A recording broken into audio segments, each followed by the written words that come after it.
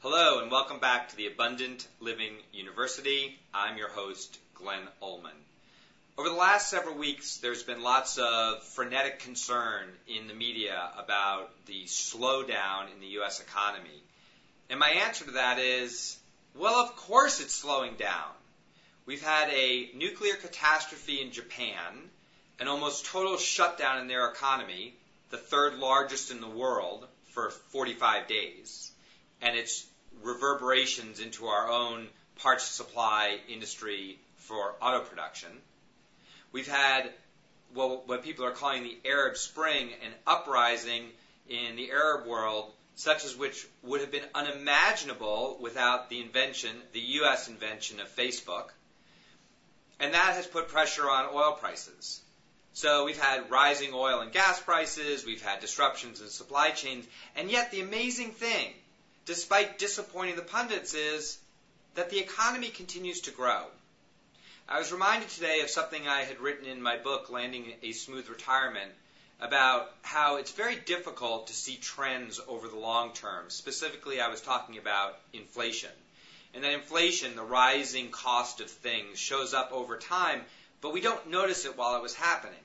And the analogy I used was in 2003 when I wrote the book, Andrew, my now almost 17-year-old, was 8. And I looked at his hands one day and said, Andrew, how did your hands get to be so big? And he said, Dad, you don't notice that you're growing every day, but you are. It just kind of affects you a little bit at a time until all of a sudden your hands are big. Well, it's the same thing about economic growth. The U.S. economy is the largest, most robust, most resilient economy in the world. It has been creating jobs at a very nice pace for the last 26 months.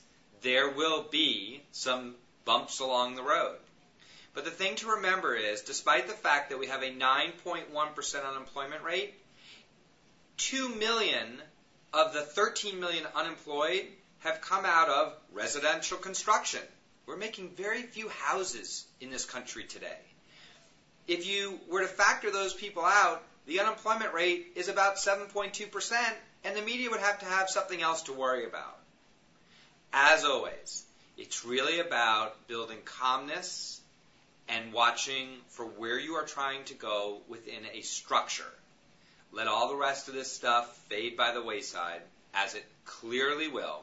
The U.S. economy will continue to grow, and with it, the marketplace for new ideas and new technologies will continue to amaze us.